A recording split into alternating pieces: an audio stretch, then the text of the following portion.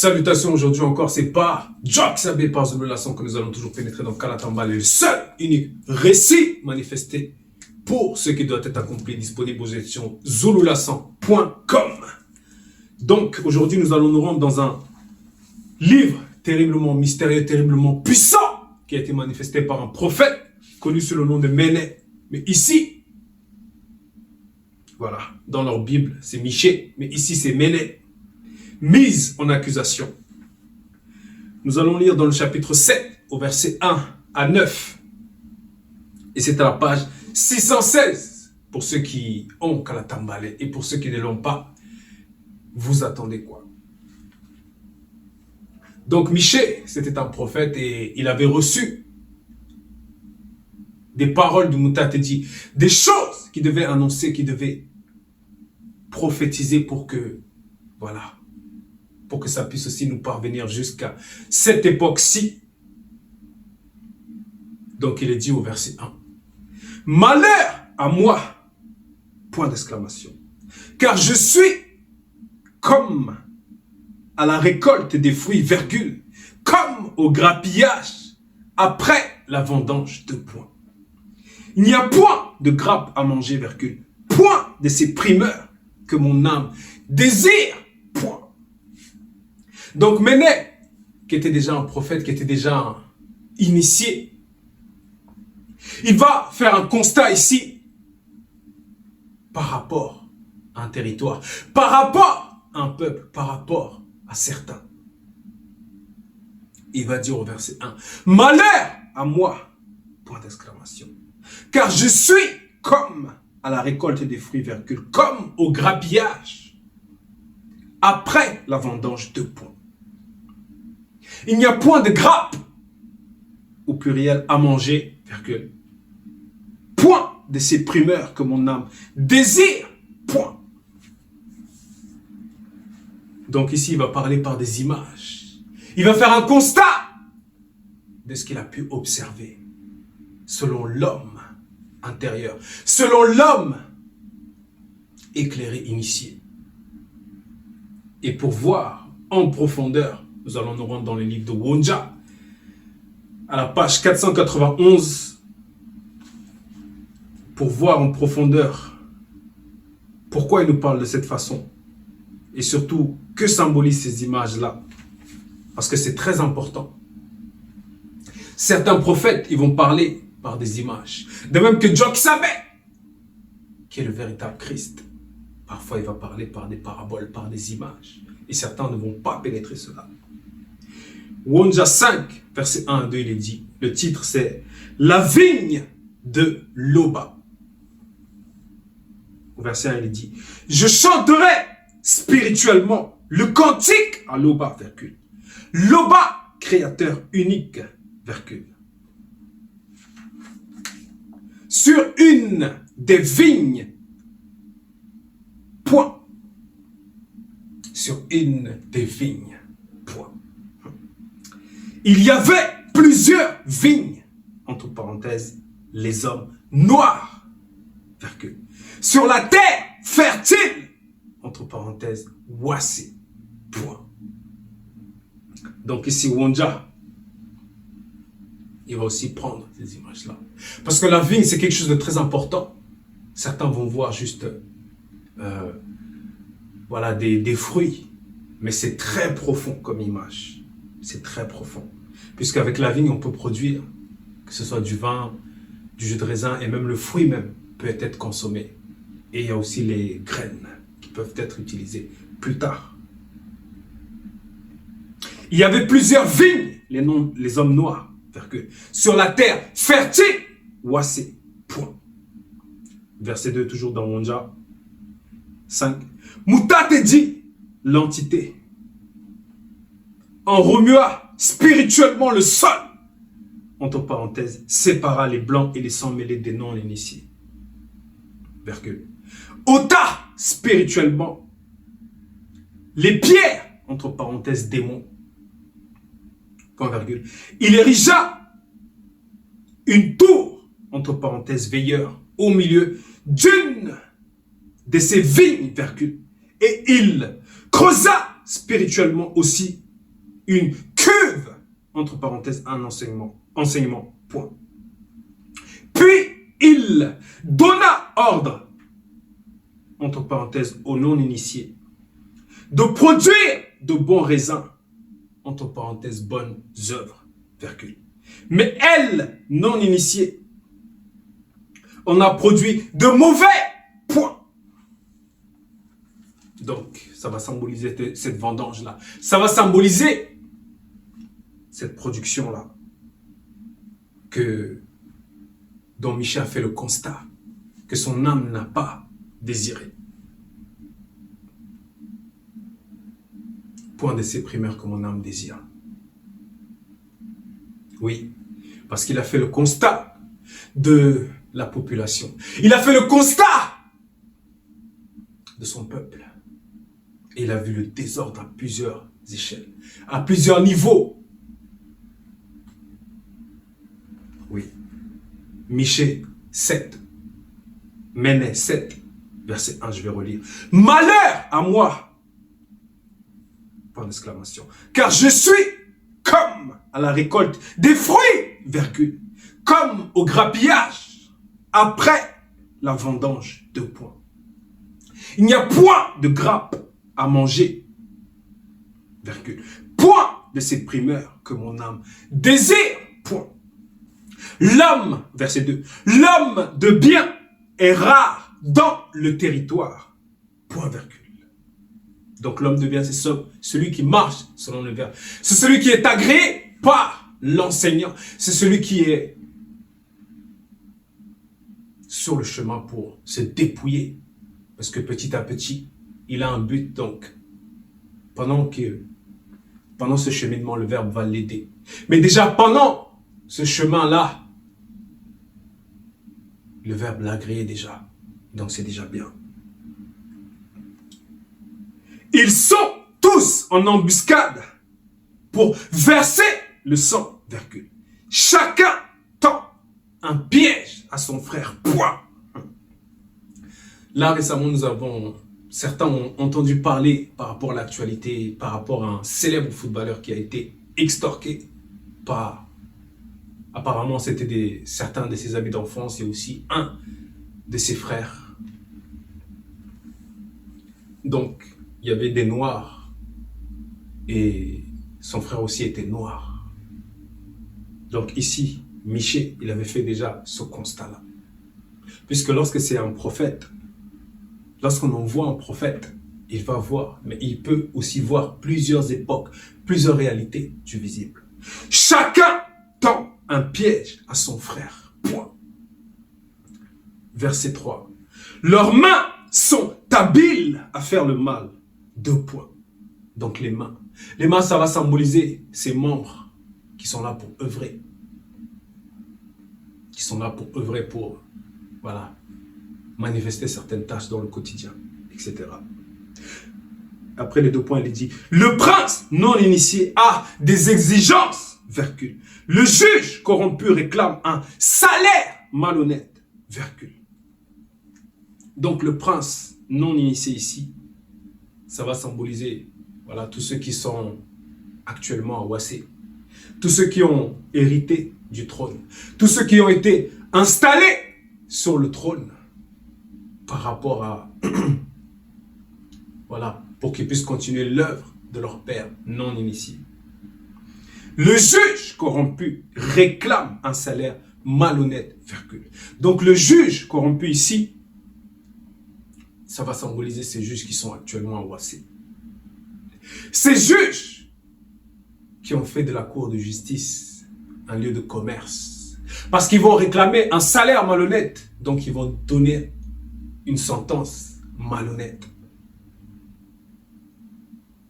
Puisque le fait qu'ils aient pris ce chemin-là, le fait qu'ils aient emprunté ce chemin-là des traîtres, des lâches, ils sont conscients que ça va aussi porter ses fruits. Et donc, ils réclament un salaire malhonnête. Après la virgule, il est dit, le grand manifeste son avidité, virgule, et ils sont ainsi cause, et ils font ainsi cause commune, point. Donc le grand, ça va symboliser le politique et les élites. Bref, les chefs traditionnels, voilà, ceux qui ont le pouvoir de changer les choses, mais qui ne le font pas parce que ça ne les arrange pas. Donc il y a déjà, il y a déjà une emprise qui est mise sur le peuple. Il y a déjà un refus par rapport à l'avancement, par rapport à l'avancement du pays, par rapport au développement. Il y a déjà un frein qui est mis par les élites, parce qu'ils sont à la tête. Parce qu'ils sont à la tête. Verset 4. Le meilleur d'entre eux est comme une ronce virgule. Le plus droit, pire qu'un buisson d'épines. Point. Donc, que ce soit les ronces ou les épines, ou les buissons d'épines, ils vont tous avoir des épines. Donc, le fait qu'ils aient des épines, ça va symboliser que ça va être difficile de les approcher. Même si tu les approches, ça va être difficile pour toi. Parce que tu vas pas t'en sortir indemne. Tu peux être blessé, tout ça. Pour ceux qui sont dans l'agriculture, ils savent de quoi il est question ici. Le jour annoncé par tes prophètes, virgule, ton châtiment est proche, point. C'est alors qu'ils seront dans la confusion, point. Verset 5. Ne sois pas ami avec un non-initié, virgule. Ne te fie pas à un non-initié, point, virgule. Donc ici, on parle de non-initiés. Les non-initiés, ce sont des noirs qui n'ont pas, soit parce qu'ils n'ont pas entendu parler du message, soit parce que, voilà, tout simplement parce qu'ils n'ont pas été initiés. Et n'ont pas reçu cette grâce-là. Et ici, par rapport à leur moralité, on nous recommande, dans le verset 5, ne sois pas ami avec un non-initié, virgule. Ne te fie pas à un non-initié, point, virgule. Ne t'allie point en mariage avec une non-initiée, virgule. Une blanche ou une sans mêlée, point.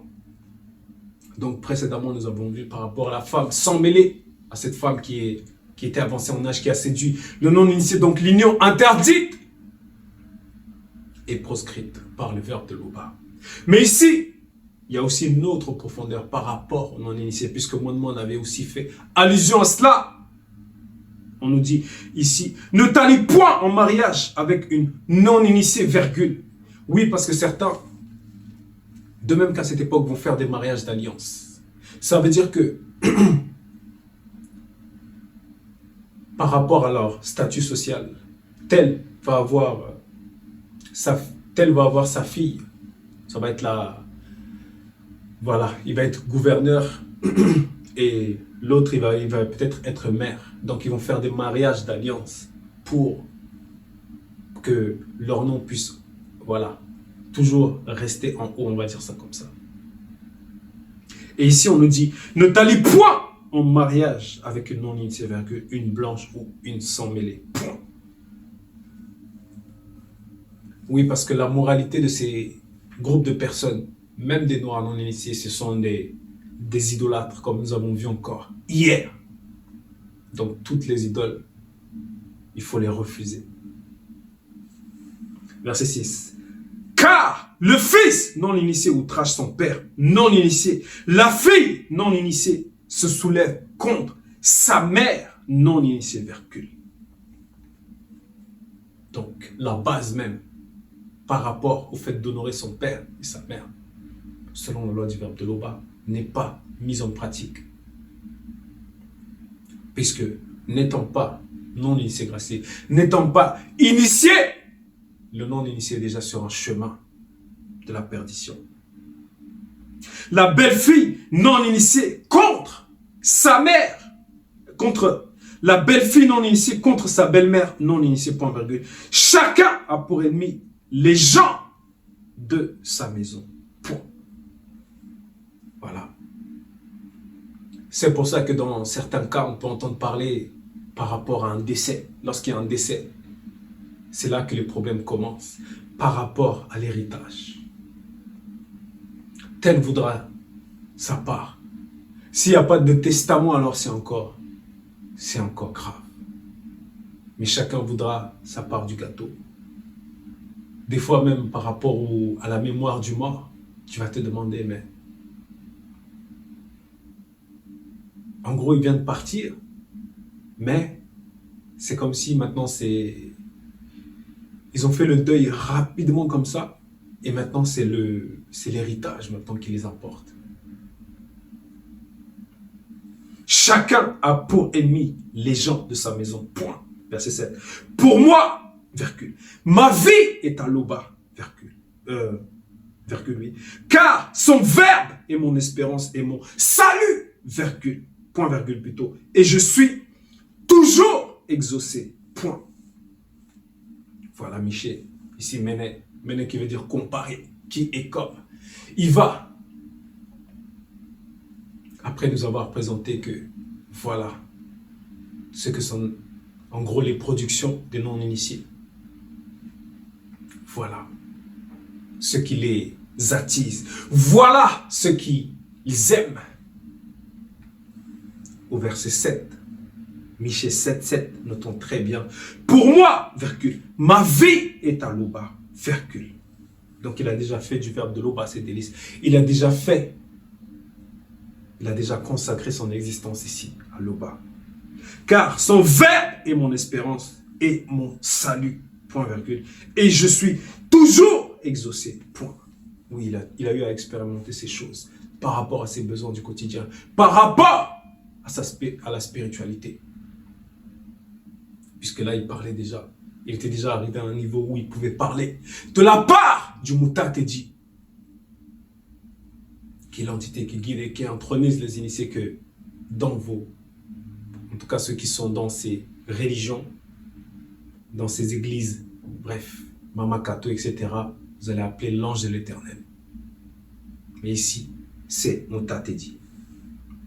Verset 8.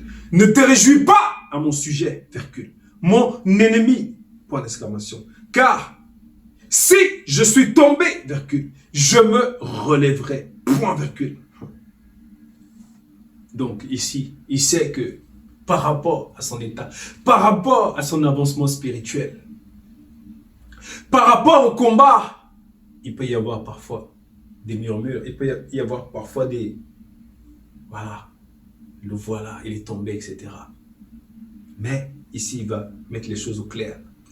Car si je suis tombé, virgule, je me relèverai, point virgule. Si je suis assis dans les ténèbres, virgule, le verbe de Loba sera ma lumière, point. Et oui, c'est comme ça. Il a déjà manifesté cette confiance-là. Il est dans l'assurance ici. Et ne t'attends pas. Verset 9 et dernier verset.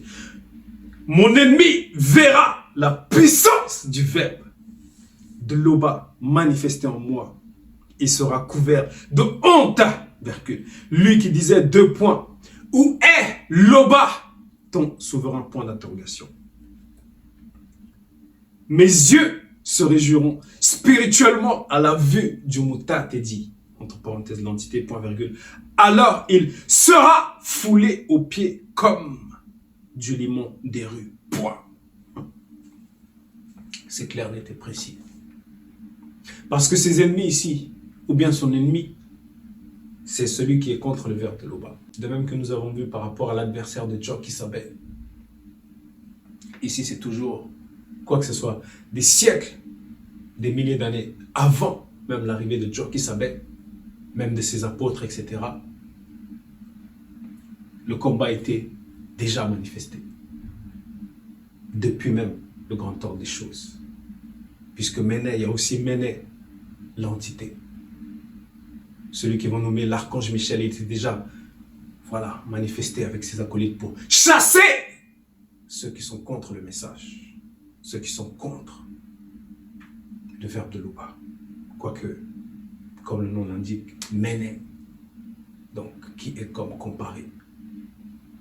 Donc c'est un message très important, frères, sœurs, pères, mères, anciens, qu'il a été permis en ce jour que cela puisse être manifesté. Toujours pour la continuité des exhortations Miché, mise en accusation. Loba s'est encore glorifié.